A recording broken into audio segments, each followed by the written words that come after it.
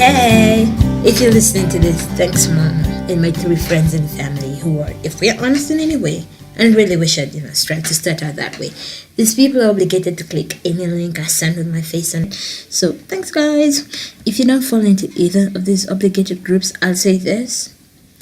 God bless the algorithm, the magic straight to me. And yes, there's going to be a lot of that unwarranted, unexpected singing. Buyer beware. Don't say you wasn't warned. So what's this podcast? Besides the place where you're treated to my amazing vocals.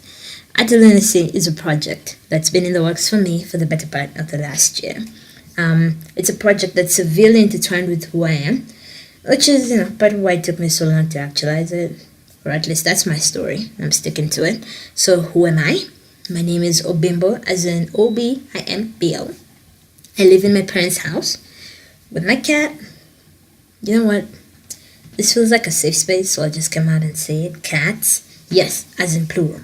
One's named Honey, and they're the baby. And please do not use their names as an indictment on my creativity, or as some of you would surely add, luck thereof.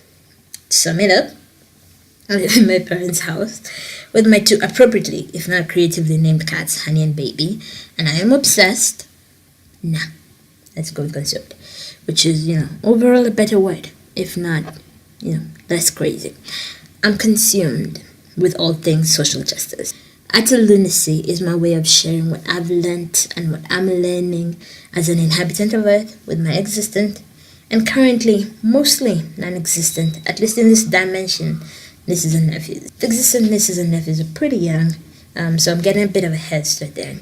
I'm addressing their teenage selves, so from about age 15 and on. Hoping, of course, their parents let them hear it. What am I doing with my life, right? Oh dear. Moving along swiftly. They say, whoever they are, that Kenya's median age is 18 or 19. I've had two different stats. The median age being that sweet spot where half the people are above that and half of the population is below that. 18 or 19, whichever it is, those are really, really young people. And I just worry that all the stories out there are about making tons of money and being hot and famous and just ridiculous, shallow ideas of that nature. Now, there's nothing wrong with wanting to live a good life, which unfortunately in this economic system is almost directly proportional to your bank balance. However, it's completely shallow and selfish to have the accumulation of wealth and celebrity as your primary goal in life. I want to use the stories around us, from web series to TV shows to sermons to adverts, to share with them what I'm learning and what I've learned about life.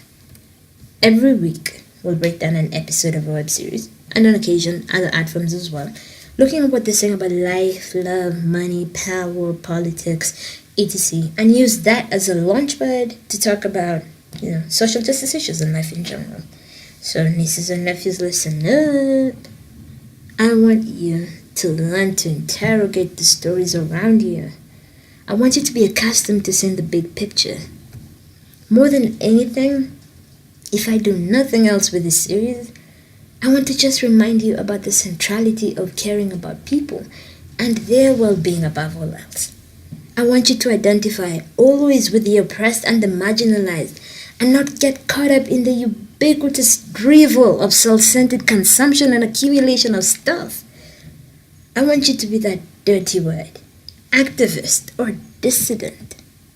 I want you to watch the news and have a meltdown, a full-on existential crisis like, what the hell kind of creatures are we and what are we doing? And then I want you to go and find other people like you. Organize, educate yourselves, and resist. I want you to talk about Thomas Sankara, Noam Chomsky, Howard Zinn, Wendy Njoya, Boniface Mwangi, Ephraim Jenga, Chris Hedges, Wangari Maathai, Angela Davis, Samora Michelle, Cornel West, the anti-capitalist Martin Luther King, not this whitewashed, let's all just get along corporate mascot. And yes, I had a list of my cool peoples ready. Sorry. I want revolutionaries to be your heroes. I want you to always care about people above money, status, fame, all of that crap. I want you to learn to love people above all else. I want you to learn about the power of the people and community organizing. Then you can change the world.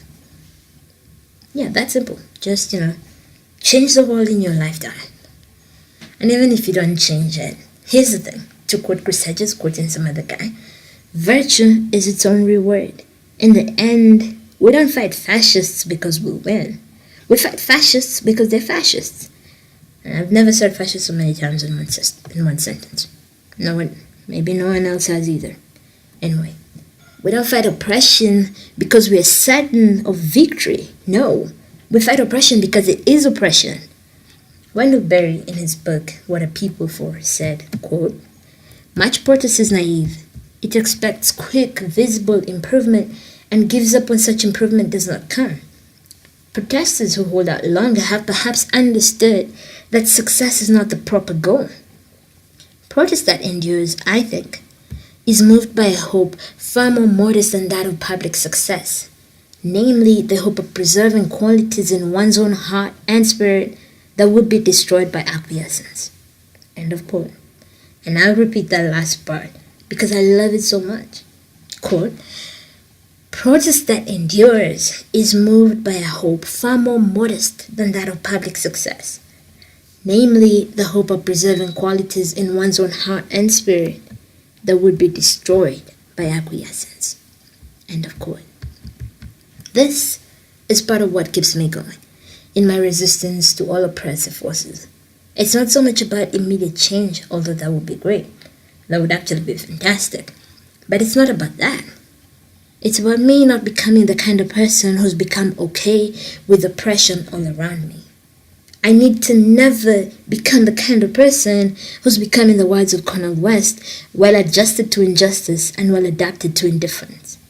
So as much as it's about changing the world, it's about preserving the qualities in me that I value best. And that's my sensitivity to oppression and injustice and my love of people. So yeah, I bet it's getting clearer and clearer why this project is called Utter Lunacy, right?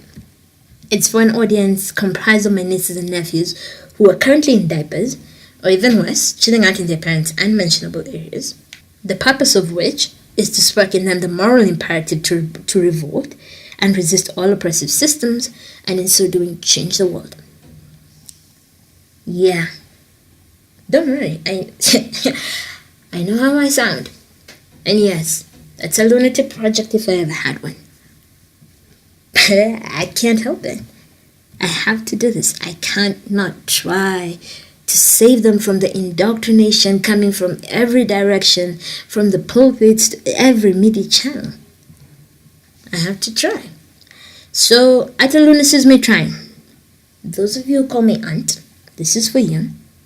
I know y'all won't watch or even hear about 98% of the shows and series I'll be walking you through. But here's the thing. It's not so much about the movie, the series, the advert, or the book. It's an interrogation of what they have to say about life. Plus, this works out for both of us. I'll tell you about shows you'll never watch, and y'all can tell me about the shows you're watching. Probably everything's in, VR and 143D.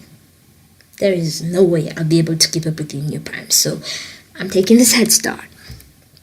And I can't wait until I start getting responses from you. Hopefully YouTube videos, if that's still a thing. Until next time, remember who you are. Love life, love people. Stay lunatic. Bye.